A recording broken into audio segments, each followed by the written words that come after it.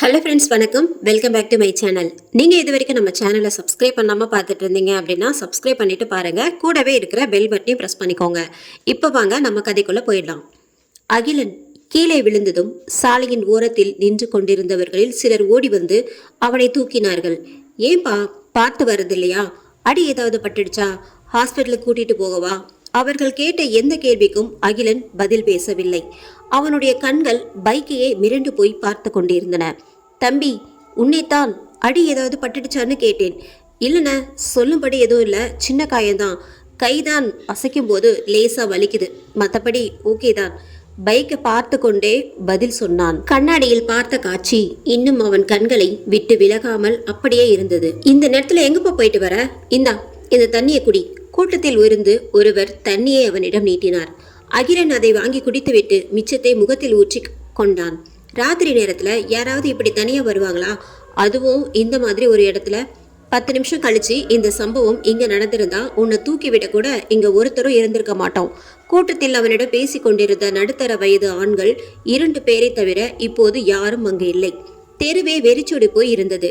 தம்பி, நீ தனியா போயிடுவியா? அகிலன் யோசித்தான். என்னப்பா யோசிக்கிற? போயிடுவதானே? அகிலனுக்கு என்ன பதில் சொல்வது என்றே தெரியவில்லை. சரி, உன் வீடு எங்க இருக்குன்னு சொல்லு, நாங்களும் உன் கூட வரோம். உண்மையில் அவனுக்கு அந்த நேரத்தில் அதுதான் தேவைப்பட்டது. பின் சீட்டில் சம்பந்தமில்லாத ஒரு பெண் உருவம் அமர்ந்திருந்ததை பார்த்த பிறகு எப்படி அவனால் மறுபடியும் அந்த பைக்கை எடுத்துக்கொண்டு இந்த இருட்டில் தனியாக போக முடியும்? அகிலன் அந்த பெயர் தெரியாத நபருடன் அவருடைய பைக்கில் ஏறி அமர்ந்தான்.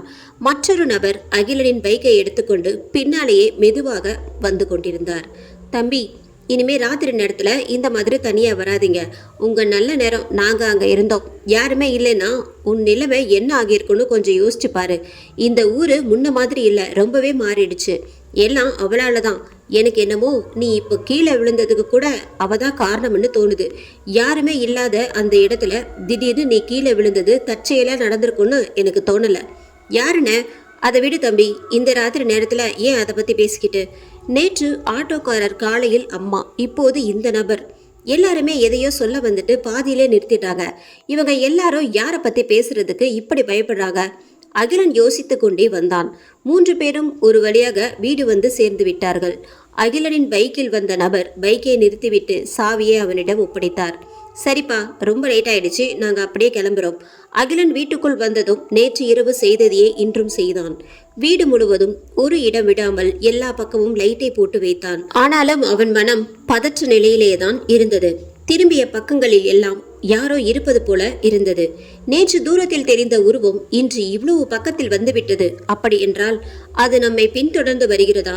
அடுத்து அது என்ன செய்ய காத்திருக்கிறதோ என்று நினைக்கும் போதே அவனுக்கு பயத்தில் அடிவயிறு கழங்கியது. இந்த அம்மாவை வேற இன்னும் காணோம். இந்த மாதிரி நேரத்துல தானே அவங்க வீட்டுல இல்லாம போகணும். சித்தி வீட்டுல இருந்து கிளம்பிட்டாங்களான்னு கூட தெரியல. அவசரத்துக்கு கூப்பிட ஒரு போனை கூட கையில வச்சிருக்க மாட்டேங்கிறாங்க. சித்திக்கு கால் பண்ணி கேட்கலாம் என்று போன் செய்தான். அடைச்ச, கால் கனெக்ட் ஆகவே மாட்டேங்குது. 2-3 முறை முயற்சி செய்தும் கால் கனெக்ட் ஆகவில்லை. என்னாச்சு? இவங்க போனுக்கு நேரம் ஆக ஆக அகிலனுக்கு பயம் இன்னும் அதிகமானது. வெளியே கதவு தட்டும் சத்தம் கேட்டது. அகிலனுக்கு இப்போதுதான் உயிரே வந்தது. அப்பாடா, அம்மா வந்துட்டாங்க, இனிமே கொஞ்சம் நிம்மதியா இருக்கலாம். அகிலன் பெருமூச்சு விட்டபடி குடுகுடுவென ஓடி போய் கதவை திறந்தான். வாசலில் முடியை விரித்து போட்டுக்கொண்டு ஒரு பெண் குழந்தையை நெஞ்சோடு சேர்த்து அணைத்தபடி உட்கார்ந்திருந்தாள். இது பைக்கின் பின் சீட்டில் அமர்ந்திருந்த அதே உருவம்தான். அகிலனுக்கு இதயம் படபடுத்தது. பயத்தில் அப்படியே உறைந்து போய் நின்றான். அவனால் மூச்சு விடவே முடியவில்லை. ரொம்ப நேரமா தூக்கிட்டு நடக்கிற, இந்த குழந்தைய கொஞ்சம் வாங்கிக்கோ. அந்த பெண் உருவம் எழுந்து குழந்தையை அவனிடம் நீட்டியது. தலைமுடி தரை வரைக்கும் நீண்டு கிடந்தது. வெளிச்சத்தில் கூட அந்த பெண் உருவம் இருட்டாகத்தான் தெரிந்தது. குழந்தையை பிடி, பயங்கரமான குரலில் இடி என கத்தியது. ஆவென அகிலன் மயங்கி பொத்தென கீழே விழுந்தான். ஏதோ கெட்ட கனவு கண்டவன் போல திடீரென தூக்கத்தில் இருந்து அலறி விழித்தவன் கண்களை உருட்டி சுற்றும் முற்றும் பார்த்தான். பொழுது விடிந்து வெகு நேரம் ஆகியிருந்தது. வெடுக்கென தரையில் இருந்து துள்ளி எழுந்த அவன் அதற்கு மேல் ஒரு நிமிடம் கூட தாமதிக்கவில்லை. வீட்டு கதவை கூட பூட்டாமல் அப்படியே போட்டுவிட்டு திரும்பி பார்க்காமல் ஓடினான். மரண பயம் அவனை துரத்த ஆரம்பித்தது. அகிலன் நேராக சித்தி வீட்டுக்கு போய் நேற்று இரவு அவனுக்கு நடந்ததையெல்லாம் ஒன்று விடாமல் அம்மாவிடம் சொன்னான். அகிலனின் பேச்சில் இருந்த பதற்றமும் படபடப்பும் அவனுடைய அம்மாவையும் சித்தியையும் கூட பயமுறுத்தி விட்டது. ஆனால் அவர்கள் இருவருமே அதை வெளியில் காட்டிக்கொள்ளவில்லை. நான் இன்னும் உயிரோட இருக்கேன்றதை என்னால் நம்ப முடியல. இப்ப வரைக்கும் என்னால் நம்ப முடியல. பாவம் அகிலன். நேற்று இரவு பேயை பார்த்த பயத்தில் மயங்கி விழுந்த நொடியிலேயே அவனுடைய உயிர் போயிருக்கும் என்று நினைத்து விட்டான். பயத்தில் அவன் சொன்ன கதையையே திரும்ப திரும்ப சொல்லிக் கொண்டிருந்தான். அகிலனின் அம்மாவும் மகன் சொல்வதை எல்லாம் கேட்டுக்கொண்டு மௌனமாக தலையாட்டி கொண்டிருந்தாள். அவந்திகா என்ற பெயர் அவளுடைய ஆழ்மனதின் ஆழத்தில் இருந்து மெல்லிய குரலில் ஒலித்து கொண்டிருந்தது. திடீரென அந்த சத்தம் பெருங்குரல் எடுத்து அவள் காதில் இடியென கத்தியதை போல இருந்தது. திடுக்கிட்டு சுற்றுமுற்று பார்த்தாள். அருகில் அகிலனையும் அவளுடைய தங்கை சித்ராவையும் தவிர வேறு யாரும் இல்லாததை கண்டது சற்றே சகஜமானாள். லேசாக மூச்சை இழுத்து வாங்கி மனதை ஆசுவாசப்படுத்தி கொண்டாள். ஒருவேளை அவந்திகா மறுபடியும் ஊருக்குள்ள வந்துட்டாளா? அகிலனின் அம்மாவுக்கு பயத்தில் நெஞ்சு படபடுத்தது. நீ இங்கேயே இரு, அம்மா போய் உனக்கு சாப்பிட ஏதாவது எடுத்துட்டு வரேன். எனக்கு எதுவும் வேணாம், நீ என் பக்கத்திலே இரு போதும். அகிலன் அவனுடைய அம்மாவை எங்கேயும் போக விடாமல் பக்கத்திலே இருக்கும்படி பிடித்து வைத்து கொண்டான். உன் பேச்சை கேட்காம அந்த தோப்பு வழியா வந்தது எவ்வளவு பெரிய தப்புன்னு இப்பதாம புரியுது. அம்மா, அந்த பேய் என்னை துரத்திட்டே தான் இருக்குமா? எனக்கு ஏதாவது ஆயிடுமோன்னு ரொம்ப பயமா இருக்கு. அகிலன் நடுங்கினான். நீ ஏண்டா இப்படியெல்லாம் பேசுற? நான் உயிரோடு இருக்கும்போது என் பையனுக்கு எதுவும் ஆக விட்டுடுவேனா? அதெல்லாம் ஒன்றும் ஆகாது, நீ தைரியமா இரு. அம்மா உன் கூட இருக்கேன், நீ எதுக்கும் கவலைப்படாத. அம்மாவின் வார்த்தைகள் அவனுக்கு கொஞ்சம் நம்பிக்கையை கொடுத்தது. அகிலன் அம்மாவின் கையை இறுக்கமாக பிடித்துக்கொண்டு சுவரோடு சாய்ந்து மெதுவாக கண்களை மூடினான். அகிலன் தூங்கும் வரை அவனுடைய பக்கத்திலேயே அமர்ந்து கொண்டிருந்தவள் அவன் நன்றாக தூங்கிவிட்டதை உறுதி செய்துவிட்டு மெல்ல அவனுடைய பிடிக்குள் இருந்த தன் கையை விடுவித்து கொண்டு எழுந்தாள். லக்ஷ்மி வெளியே வந்ததும் சித்ராவும் அவளுக்கு பின்னாலேயே வந்துவிட்டாள். கையில குழந்தையோட வந்து நின்னுச்சின்னு சொல்றதை வச்சு பார்த்தா இது அந்த அவந்திகா என்ற பெயரை அவள் சொல்லி முடிப்பதற்குள் லட்சுமி பதறி போய் தன் கையால் சித்ராவின் வாயை பொத்தினாள். உனக்கு என்ன பைத்தியமா? வீட்டுக்குள்ள இருக்கும்போது அந்த பேரை சொல்லக்கூடாதுன்னு உனக்கு தெரியாதா? இருந்து போன அவளோட ஆன்மா இன்னும் இந்த காத்துல அலைஞ்சிக்கிட்டே தான் இருக்குதாம். நாம அவளை பத்தி பேசுறது அவளோட காதுல விழுந்துச்சுன்னா நாம இருக்கிற இடத்த தேடி வந்துடுவாதானே. அவ பேரை யாரும் சொல்லக்கூடாதுன்னு ஊருக்குள்ள கட்டுப்பாடு போட்டிருக்காங்க என்று லட்சுமி சித்ராவின் வாயில் இருந்து கையை எடுத்தாள். ஆனா ரொம்ப வருஷத்துக்கு முன்னாடியே அவளோட ஆன்மாவை ஊருக்குள்ள வர முடியாதபடி கட்டி போட்டுட்டதா சதுரகிரி சித்தர் சொல்லி இருந்தார். அப்படி இருக்கும்போது அகிலன் எப்படி அவளை பார்த்திருக்க முடியும்? சித்தர் தான் அவ விதி முடிகிற வரைக்கும் தோப்பு பக்கமா யாரும் போக வேணாம்னு அன்னைக்கே தெளிவா சொல்லிட்டாரே. எல்லாம் இவனாலதான். இவன் தான் சொல்ல கேட்காம அந்த வழியா போய் வினைய விலை கொடுத்து வாங்கிட்டு வந்திருக்கான் என்று லக்ஷ்மி வருத்தத்துடன் கன்னத்தில் கை வைத்தாள். எது எப்படியோ ரொம்ப வருஷமா கட்டி போட்டு வச்சிருந்த அவந்திகாவோட ஆன்மா அகிலனால மீண்டும் ஊருக்குள் வந்து விட்டது என்பது மட்டும் இருவருக்கும் புரிந்தது. அக்காவும் தங்கையும் பேசி முடித்துவிட்டு திரும்பும் போது அகிலன் அவர்களுக்கு பின்னால் நின்று கொண்டிருந்தான். என்னை மட்டும் தனியா விட்டுட்டு நீங்க 2 பேரும் இங்க என்ன பண்றீங்க? அகிலன் லக்ஷ்மியின் கையை பிடித்து இழுத்து கொண்டு வீட்டுக்கு போனான். மறுநாள் காலை பொழுது விடிந்ததும் அகிலன் சொன்னது எல்லாம் உண்மைதானா என்பதை உறுதி செய்து கொள்ள வேண்டும் என்ற எண்ணத்தோடு லக்ஷ்மி அகிலனை கூட்டிக் கொண்டு அவளுடைய வீட்டுக்கு சென்றாள். அம்மா, இதோ இங்கதாமா, நீ நிக்கிற இதே இடத்துலதான் நேத்து அந்த பேயும் நின்னுச்சு. இங்க பாரு, எவ்வளோ தலைமுடி கொட்டி கிடக்குதுன்னு. தரையில் கொட்டி கிடந்த முடியை லக்ஷ்மியிடம் காட்டினான். மரத்தில் இருந்து இலைகள் உதிர்ந்து கிடப்பது போல அவ்வளவு முடிகள் நீல நீளமாக தரை முழுவதும் சிதறி கிடந்தது. லக்ஷ்மி அதை மிதித்து விடாமல் வீட்டுக்குள் செல்ல முயற்சி செய்தாள். ஆனால் அவளால் அது முடியவில்லை. அவளுடைய கால்கள் அவளை அறியாமல் அந்த தலைமுடிகளை மிதித்து விட்டது. அந்த ஒரு கணத்தில் கையில் குழந்தையுடன் நின்று கொண்டிருந்த அவந்திகாவின் முகம் அவள் கண்களுக்கு முன் வந்து போனது. லக்ஷ்மி நெருப்பில் கால் வைத்தது போல வெடுக்கென்று காலை எடுத்தாள். இனியும் இங்க நின்று கொண்டிருப்பது அவளுக்கு அவ்வளவு நல்லதாக படவில்லை. அகிலனின் கையை பிடித்து கொண்டு வந்த வழிக்கே திரும்பி நடந்தாள். நம்ம வீட்டுக்கு போகலாம்னு கூட்டிட்டு வந்துட்டு இப்ப திரும்பவும் சித்தி வீட்டுக்கே கூட்டிட்டு போற? அகிலன் கேட்ட கேள்விக்கு பதில் எதுவும் பேசாமல் வேகமாக நடந்தாள். ஆனால் அகிலன் மூச்சு விடாமல் திரும்ப அதையே கேட்டு கொண்டிருந்தான். நம்ம ஊருக்கு ஏன் 10 மணிக்கு மேல பஸ் வர்றதில்லைன்னு கேட்டுட்டே இருந்தியே, அதுக்கு என்ன காரணம் தெரியுமா? ஏன் என்று கேட்பது போல அகிலன் அவனுடைய அம்மாவின் முகத்தை பார்த்தான். நீ நேத்து ஒரு பொண்ணோட உருவத்தை பார்த்ததா சொன்னியே, அந்த பொண்ணு தான். நான் யாரை பார்த்தேன்னு உனக்கு தெரியுமாமா? தெரியும்.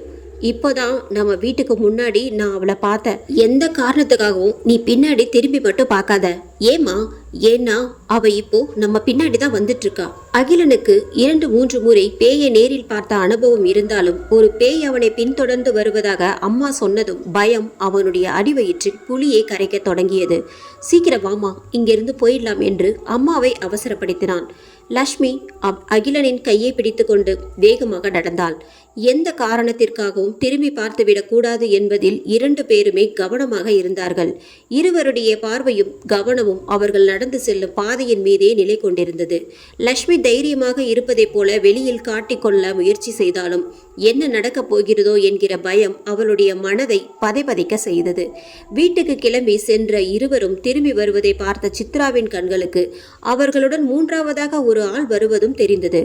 ஆனால் அது யார் என்று அவளுக்கு சரியாக பிடிபடவில்லை. அக்கா யாரை அழைத்து கொண்டு வருகிறாள் என்று தெரிந்து கொள்வதற்காக கொஞ்ச நேரம் உற்று பார்த்து கொண்டிருந்தாள். குழந்தையும் கையுமாக நிழல் போல ஒரு உருவம் அவர்களை பின்தொடர்ந்து வந்து கொண்டிருப்பதை பார்த்தாள். சித்ராவுக்கு இப்போது அந்த 3வது நபர் யார் என புரிந்துவிட்டது. ஐயோ அக்கா என்று அலறி அடித்துக்கொண்டு வீட்டுக்குள் ஓடி வாசல் கதவை படாரென அடைத்து கொண்டாள். சித்ராவுக்கு கை கால்கள் எல்லாம் நடுங்கியது. பயத்தில் அவருடைய உதடுகள் தானாகவே கந்தசஷ்டி கவசத்தை முணுமுணுக்க தொடங்கியிருந்தது. என்ன செய்வது ஏது செய்வது எதுவும் புரியாமல் அக்காவும் அவள் பிள்ளையும் ஆபத்தில் இருக்கிறார்கள். நாம் தான் உடனே ஏதாவது செய்ய வேண்டும். ஆனால் என்னால் என்ன செய்ய முடியும் என்று யோசித்தாள். செட்டென சாமி படத்திற்கு முன்னால் வைத்திருந்த திருநீரை கை நிறைய அள்ளி எடுத்துக்கொண்டு கொல்லப்புறம் வழியாக வெளியில் வந்தாள். லக்ஷ்மியும் சொல்லி வைத்தது போல அகிலனை கூட்டிக் கொண்டு கொல்லை பக்கமாக வந்து நின்றாள். சித்ரா தன் கையில் வைத்திருந்த திருநீரை 2 பேர் நெற்றியிலும் பூசிவிட்டாள். 2 பேரும் காலை நல்லா கழுவி விட்டு உள்ள போங்க என்று சொல்லிவிட்டு கையில் இருந்த திருநீரை வீட்டை சுற்றி தூவி விட்டு வந்தாள். வீட்டுக்குள் வந்து கதவை அடைத்த பிறகுதான் சித்ராவுக்கு உயிரே வந்தது. அகிலனும் லக்ஷ்மியும் ஆளுக்கு ஒரு பக்கமாக போய் உட்கார்ந்திருந்தார்கள். சித்ரா அவர்களிடம் எதுவும் பேசவில்லை. காரணம், அவர்களும் அவர்களைப் போலவே பயந்துதான் இருந்தாள். யாரும் யாரிடமும் எதுவும் பேசிக்கொள்ளவில்லை. வெகு நேரமாகியும் அங்கு நிசப்தம் மட்டுமே கூடிக்கொண்டிருந்தது. கதவு பூட்டி இருந்ததால் வீடு முழுவதும் லேசாக இருள் விரவி கிடந்தது. அது இந்த சூழலை இன்னமும் பதற்றமாக உணர வைப்பது போல இருந்ததால் சித்ரா எழுந்து சென்று லைட்டை போட்டுவிட்டு வந்தாள். என்னக்கா நடக்குது எங்க? வெளியே நான் பார்த்தது எல்லாம் நிஜம்தானா? சித்ராவின் குரலில் ஒரு நடுக்கம் தெரிந்தது. அவளால் இதற்கு மேல் அமைதியாக இருக்க முடியவில்லை. லக்ஷ்மி ஆமாம் என்பது போல தலையை ஆட்டினாள். பழி வாங்குற எண்ணத்தோட அலையிற ஆன்மாவை வீட்டுக்குள்ள நுழைய விட்டோம்னா உயிர் பழி வாங்காம அது வீட்டை விட்டு திரும்பி போகவே போகாதுக்கா. எனக்கும் அது தெரியும் சித்ரா. இன்னைக்கு அதுக்காகத்தான் அவ எங்க பின்னாடி வந்தாங்கிறதும் எனக்கு தெரியும். நான் கும்பிடுற சாமி என்னை கைவிடாதுன்னு நான் முழுசா நம்பினேன். அந்த நம்பிக்கை தான் என்னை இங்கே வரைக்கும் கூட்டிட்டு வந்துச்சு. சாமி தான் உன் உருவத்தில் என் உசிரையும் என் புள்ள உசிரையும் காப்பாற்றி கொடுத்துருக்கு என்று லக்ஷ்மி சித்ராவின் கையை பிடித்து கொண்டு அழுதாள். அக்கா ஏன்க்கா அழுகிற? நீ ஏன் அழுற? பார்த்த புள்ள பயந்துட மாட்டானா? நீ கவலைப்படாம தைரியமா இருக்கா? எல்லாம் சீக்கிரமாவே சரியாகிடும். எனக்கு பயமாவே இருக்கு சித்ரா. வாசல் வரைக்கும் வந்தவளுக்கு வீட்டுக்குள்ள வர எவ்வளவு நேரம் ஆயிட போகுது? அடுத்து என்ன நடக்குமோ என்ற பயத்தில் லக்ஷ்மி புலம்பிக் கொண்டே இருந்தாள். ரொம்ப நாளைக்கு தள்ளி போடாம சீக்கிரமாவே இந்த பிரச்சனைக்கு ஒரு முடிவு கட்டியாகணும். இல்லைன்னா நம்மளை மட்டும் இல்லை, இந்த ஊர்ல வேற யாரையுமே அது நிம்மதியா வாழ விடாது. லக்ஷ்மியின் கண்களின் வழியாக கடந்த கால நினைவுகள். ரொம்ப வருஷத்துக்கு முன்னாடி இந்த ஊர்ல இருந்து வெளிநாட்டுக்கு வேலைக்கு போன கதிரேசனுக்கு எய்ட்ஸ் நோய் இருக்கிறது மெடிக்கல் செக்கப்ல தெரிய வந்துச்சு. எய்ட்ஸ் பத்தி இப்ப இருக்கிற புரிதல்ல பாதி கூட அப்ப இருந்தவங்களுக்கு கிடையாது. இந்த நோய் ஒருத்தர்கிட்ட இருந்து இன்னொருத்தருக்கு பரவக்கூடிய உயிர்கொல்லி நோய்ங்கிறது மட்டும்தான் அவங்களுக்கு தெரியும். புருஷனுக்கு இருக்கிற வியாதி பொண்டாட்டிக்கும் இருக்கத்தானே செய்யும்னு சொல்லி கதிரேசனோட பொண்டாட்டிய அவளோட சொந்தக்காரங்க சோறு தண்ணி கொடுக்காம ஒரு ரூமுக்குள்ள அடைச்சி வச்சிருந்தாங்க. வயிற்றுல குழந்தையோட இருந்த அந்த பொண்ணு எவ்வளவோ கெஞ்சி பார்த்தோ அவங்கள ஒருத்தர் கூட அவளுக்கோ அவ வயிற்றுல இருந்த குழந்தைக்கோ இரக்கம் காட்ட தயாரா இல்லை. பட்டினி போட்டே அந்த அப்பாவி பொண்ணையும் அவ வயிற்றுல இருந்த குழந்தையும் சாகடிச்சிட்டாங்க. போலீஸ் கேஸ்னு எதுவும் பிரச்சனை வந்துடக்கூடாதுன்னு பயந்து செத்தவளோட உடம்ப ராத்திரியோட ராத்திரியா யாருக்கும் தெரியாம ஊருக்கு வெளியில இருக்கிற ஆலமரத்துல தொங்க விட்டுட்டாங்க. நடந்த கொலைய தற்கொலைன்னு சொல்லி விசாரிக்க வந்த போலீஸ்காரங்களையும் நம்ப வச்சாங்க. அதுக்கு இந்த ஊர்ல இருந்தவங்களும் உடந்தையா இருந்தாங்க. வயிற்று பிள்ளையோட அந்த பொண்ணு பொணமா தொங்குனா. ஆலமரம் மறுநாள் காலையில ஒரு இலை கூட மிச்சம் இல்லாம பட்டு போய் மொட்டை மரமா நின்னதை பார்த்து மொத்த ஊருமே ஆடி போயிடுச்சு. ஏதோ பெரிய விபரீதம் நடக்க போகுதுன்னு விஷயம் தெரிஞ்சவங்க பல பேர் அப்பவே சொன்னாங்க. அதுக்கப்புறம் கொஞ்ச நாள்ல அந்த மரத்துல வௌவால்கள் வந்து குடியேற அந்த மரம் ஊரோட சாபமாவே மாறிடுச்சு. வௌவால் மரத்துக்கு பக்கத்துல அவளை பார்த்ததா ஊருக்குள்ள அடிக்கடி பேசிக்கிட்டாங்க.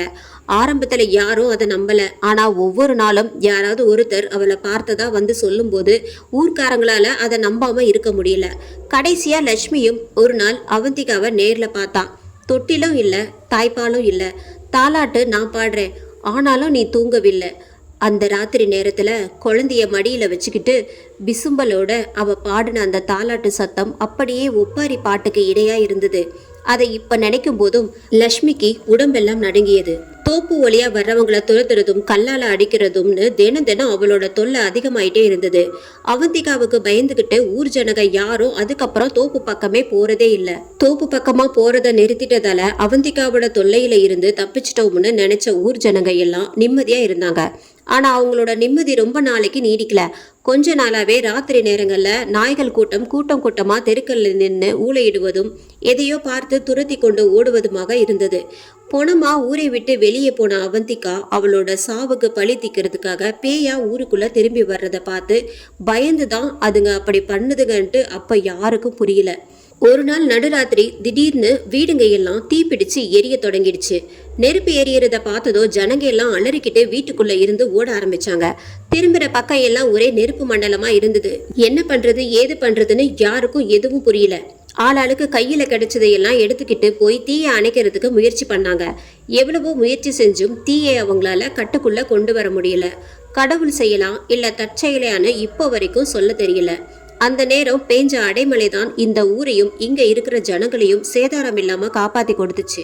அந்த சமயம் மட்டும் மழை பெய்யாம போயிருந்துச்சுன்னா இந்த ஊரே இருந்த இடம் தெரியாம போயிருக்கும். லட்சுமி கன்னத்தில் வழிந்த கண்ணீரை முந்தானையால் துடைத்து கொண்டாள். ஊருக்கு வெளியே இருந்த வரைக்கும் அவந்திகாவால யாரோட உயிருக்கும் எந்த ஆபத்தும் வரல.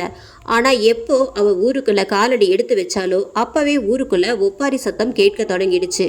அவந்திகாவோட சாவுக்கு காரணமா இருந்த அவளோட சொந்தக்காரங்கள்ல ஒருத்தரை கூட அவ உயிரோட விட்டு வைக்கல. தினமும் அந்த வீட்டுல இருந்து ஓயாம அழுக சத்தம் கேட்டுக்கிட்டே இருந்தது. எங்க அந்த வீட்டு பக்கம் போனா நம்ம உயிருக்கும் ஏதாவது ஆயிடுமோன்னு பயந்து செத்தவங்களை தூக்கிட்டு போய் அடக்கம் பண்றதுக்கு கூட ஊர்ல இருந்து யாரும் போகல. ஒரு நாள் அந்த வீட்டுல இருந்து எந்த சத்தமும் வரல. ஏன்னா அதுக்கப்புறம் அந்த வீட்டுல சாகிறதுக்கு யாருமே இல்லை. செத்தவங்களுக்காக அழுகிறதுக்கும் யாரும் இல்லை. ஓடி ஒளியறதுல அவந்திகா கிட்ட இருந்து தப்பிக்க முடியாதுன்னு எல்லாருக்கும் புரிஞ்சுக்கிட்டாங்க. பிரச்சனைன்னு ஒன்று வரும்போது தான் நமக்கு கடவுள்னு ஒருத்தர் இருக்கிறதே ஞாபகத்துக்கு வரும். ஊர்க்காரங்களுக்கும் உயிர் போற நிலைமையில தான் கடவுள் ஞாபகம் வந்தது. கடவுள் தான் இந்த ஆபத்துல இருந்து நம்மளையும் நம்ம ஊரையும் காப்பாற்ற முடியும்னு சொல்லி ஊர் ஊரா போய் கோயில் கோயிலா அலைஞ்சு தினம் ஒரு பூசாரிய கூட்டிட்டு வந்து யாகம் ஹோமம் பரிகாரம்னு என்னென்னமோ செஞ்சு பார்த்தாங்க. எந்த பிரயோஜனமும் இல்ல. நாளுக்கு நாள் அவளோட தொந்தரவு அதிகமாயிட்டே தான் இருந்ததே தவிர கொஞ்சம் கூட குறையல. பேய் பிசாசு தொந்தரவு இருக்கிற ஊர்ல சம்மந்தம் வச்சுக்கிட்டு பொழுதன்னைக்கும் பயத்தோட வாழ முடியுமான்னு வெளியூர்காரங்க எல்லாம் அந்த ஊர்ல பெண் கொடுத்து பெண் எடுக்கிறதையே விட்டுட்டாங்க. வீடு வாசலை விட உயிரோட இருக்கிறது தான் முக்கியம்னு சொல்லி ரொம்ப பேரு ஊரை விட்டு காலி பண்ணிட்டாங்க. தமிழ்நாட்டுல இருக்கிற சிவத்தலங்களுக்கெல்லாம் போய் சிவனை தரிசனம் பண்ணிக்கிட்டு வந்த சதுரகிரி சித்தர் பக்கத்துல இருக்கிற திருத்துறைப்பூண்டி சிவலாயத்துக்கு வரப்போறதா செய்தி கேள்விப்பட்டு அவரை பார்க்கறதுக்காக ஊர் ஜனங்க எல்லாம் மொத்தமா புறப்பட்டு திருத்துறைப்பூண்டிக்கு போனாங்க. 11 சித்தர்கள்ல ஒருத்தரான கோரக்கரோட வழியில வந்தவர் தான் இந்த சதுரகிரி சித்தர். ஊர் ஜனங்க அவங்களோட பிரச்சனையெல்லாம் அவர்கிட்ட எடுத்து சொல்லி சாமி தான் எங்க ஊரோட பிரச்சனையை தீர்த்து எங்க ஜனங்களோட உசுரை காப்பாத்தி கொடுக்கணும்னு அவர் முன்னாடி உயிர் பிச்சை கேட்டு நின்னாங்க. பயப்படாதீங்க, கண்ணுக்கு முன்னாடி ஒரு உயிர் போகும்போது நீங்க எல்லாரும் வேடிக்கை பார்த்துட்டு இருந்த மாதிரி என்னால வேடிக்கை பார்த்துட்டு சும்மா இருக்க முடியாது. சிவனுக்கு செய்ய வேண்டிய சில கடமைகள் பாக்கி இருக்கு. அதை முடிச்சுட்டு நானும் இன்னைக்கே உங்க கூட கிளம்பி வர்றேன்னு சொல்லி அந்த சித்தர் ஜனங்களோட சேர்ந்து ஊருக்கு கிளம்பி வந்தார். சித்தர் ஊருக்குள்ள காலடி எடுத்து வச்சதும் வானமே இடிந்து கீழே விழுவது போல பெரும் இடி சத்தமும் மின்னலும் உருவானது. கருமேகங்கள் சூழ்ந்து மழை வருவது போல் இருந்தது. ஒரு நிமிஷத்துல ஒரு பெரிய பிரளயமே போவது மாதிரி தோன்றியது. ஆனா எல்லாமே கொஞ்சம் நேரத்துக்கு தான். அப்புறம் சூன்யமா இருந்த ஊருக்கு திடீர்னு ஏதோ சுபிச்சம் வந்த மாதிரி இருந்தது. இன்னைக்கே நவதீர்த்தங்கள் வச்சு மிருத்யுஞ்ச ஹோமத்தை நடத்திடலாம். பூஜைக்கான ஏற்பாடுகளை எல்லாம் உங்க ஆளுங்க கிட்ட செய்ய சொல்லிடுங்க. ஹோமம் நடக்க விடாம பண்றதுக்காக அந்த ஆன்மா என்ன வேணாலும் பண்ணலாம். அதனால சூரியன் உதயமாகிற வரைக்கும் யாரும் வீட்டை விட்டு வெளியே வர வேண்டாம். 2 உசுர செத்து போனதுனால அவளோட ஆன்மாவுக்கு பலம் பல மடங்கு அதிகமாக இருக்கு. அதனால தான் நீங்க இதுவரைக்கும் கூட்டிட்டு வந்த யாராலையும் இந்த ஆன்மாவை எதுவும் பண்ண முடியல. ராத்திரி பூஜை தொடங்குறதுக்கு முன்னாடி மணி சத்தம் கேட்கும். அப்போ நீங்களும் என் கூட சேர்ந்து ஓம் நமச்சிவாய என்னும் சிவநாமத்தை சொல்ல தொடங்குங்க. என் சக்திக்கு என்னால என்ன முடியுமோ அதை நான் பண்றேன். அதுக்கு மேல எல்லாம் அந்த சிவன் விட்ட வழின்னு சொல்லி பொழுது சாயறதுக்குள்ள எல்லாரையும் வீட்டுக்கு அனுப்பி வச்சிட்டார். தோள்பட்டை வரைக்கும் நீண்டு கிடந்த தனது ஜடாமுடியை தலைக்கு மேல் இழுத்து முடிந்து கட்டிவிட்டு ஹோமகுண்டத்துக்கு முன்னால் வந்து உட்கார்ந்தார். தகதகன்னு எரிஞ்சுக்கிட்டு இருந்த அக்னி ஜுவாலையில் அவந்திகாவோட புடவை ஒன்று தூக்கி போட்டார். புடவை தீயில எரிய தொடங்கினதும் அவர் மந்திரத்தை ஓத தொடங்கினார். புடவை முழுசா எரிஞ்சு சாம்பலானதும் ஹோமகுண்டத்துல இருந்த நெருப்புல அவந்திகாவோட சிவந்த கண்கள் சித்தரை பார்த்து முறைத்து பார்த்து கொண்டிருந்தது. ஹோமம் முடிந்ததும் அவந்திகா மறைந்து விட்டாள். எரிந்த புடவையின் சாம்பலை அள்ளி ஊருக்கு வெளியில் இருக்கும் தென்னந்தோப்பில் கொண்டு புதைத்துவிட்டு வந்தார். மறுநாள் காலையில் ஜனங்க கிட்ட பேசும்போது என்னால அவளை முழுசா கட்டுப்படுத்த முடியல. மனுஷனா பிறந்தா எல்லாருக்குமே விதின்னு ஒண்ணு இருக்கு. அவளோட விதி முடிகிற வரைக்கும் யாராலையும் அவளை இந்த உலகத்தை விட்டு அனுப்ப முடியாது. சாமி, அப்போ காலத்துக்கும் நாங்க இப்படியே பயந்து தான் வாழணுமா? இல்ல, நான் அப்படி சொல்லல. கொஞ்ச காலத்துக்கு நீங்க அவகிட்ட இருந்து விலகி இருங்கன்னு சொல்றேன். சாமி, என்ன சொல்றீங்கன்னு எங்களுக்கு புரியல. நான் அவளோட ஆன்மாவை இந்த ஊருக்கு வெளியில இருக்கிற தென்னந்தோப்புல அனுப்பி வச்சிருக்கேன். இனிமே அந்த ஆன்மாவால உங்களுக்கு எந்த பிரச்சனையும் இருக்காது. நீங்க தைரியமா இருக்கலாம். ஆனா எந்த காரணத்துக்காகவும் நீங்க யாரும் தோப்பு பக்கம் போகக்கூடாது. மீறி போனீங்கன்னா உங்க சாவை நீங்களே தேடிக்கிட்ட மாதிரி ஆகிடும்னு சொன்னார். விதி முடிகிற வரைக்கும் அவளோட ஆன்மா அங்கதான் அலைஞ்சுக்கிட்டு இருக்கும்னு சித்தர் சொன்னதால பயந்துக்கிட்டு யாரும் அந்த பக்கம் போறதே இல்லை. வேலைக்கு போயிட்டு இருட்டினதுக்கு அப்புறம் வீட்டுக்கு வர்ற புள்ள கிட்ட கண்டதையும் சொல்லி பயமுறுத்த வேணாம்னு தான் இதுவரைக்கும் லட்சுமி இத பத்தி அவன்கிட்ட எதுவுமே சொன்னதில்ல. சித்தர் பேச்சை மீறினதுனால இனிமே என்னெல்லாம் நடக்குமோ? சங்கரன் கோவிலுக்கு செல்லும் 11 மணி பேருந்து அன்றைய தினத்தின் ஓட்டத்தை நிறைவு செய்வதற்காக வேகமாய் போய்கொண்டிருந்தது. அதுதான் அந்த வழியாக செல்லும் கடைசி பேருந்து. புறப்படும் போது இருந்த கூட்டத்தில் இப்போது பாதி கூட்டம் கூட இல்லை. பயணிகள் ஒவ்வொருவராக வழியில் இறங்கிவிட பேருந்தின் இருக்கைகள் அனைத்தும் யாரும் இல்லாமல் காற்று வாங்கி கொண்டு காலியாக வந்தது. டிரைவரும் கண்டக்டரும் பக்கத்து சீட்டில் அமர்ந்து கொண்டு பொழுது போவதற்காக பேசிக்கொண்டே போனார்கள். எறும்புக்காடு நிறுத்தத்தில் ஒரு பெரிய கூட்டம் பஸ்ஸை நிறுத்தும்படி கை காட்டி கொண்டிருந்தது. என்னையா இது, இவ்வளோ பேர் பஸ்ஸுக்காக நிற்கிறாங்க? அதுவும் இந்த நேரத்தில்? பகல்ல கூட இந்த ஸ்டாப்ல இருந்து அவ்வளோ ஆளுங்க ஏற மாட்டாங்களே. பக்கத்துல ஏதாவது கோவில் திருவிழாவுக்கு போயிட்டு வந்திருப்பாங்க, வண்டியை நிறுத்துங்க என்று கண்டக்டர் சொல்ல டிரைவரும் பஸ்ஸை நிறுத்தினார். கூட்டம் அடித்து பிடித்து கொண்டு உள்ளே ஏறியது. பஸ் புறப்பட தொடங்கி 2 நிமிடம் இருக்கும். கண்டக்டர் டிக்கெட் கொடுப்பதற்காக எழுந்து பின்னால் திரும்பிய போது கூட்டமாக ஆட்கள் ஏறிய பேருந்து வெறிச்சோடி போய் காலியாக இருந்தது. என்னன்னு, இது பஸ்ல ஏறினவங்க யாரையுமே காணோம் என்று கண்டக்டர் அதிர்ந்து போய் கேட்க, என்னையா என்கிட்டயே நக்கலா? இப்பதானே பஸ் நிறைய ஆளுங்களை ஏத்தணும், அதுக்குள்ள எப்படி எல்லாரும் மாயமா போயிட்டாங்களா? நிஜமாதான் அண்ணன் சொல்றேன். உனக்கு நம்பிக்கை இல்லைன்னா நீயே ஒரு தடவை திரும்பி பாரு.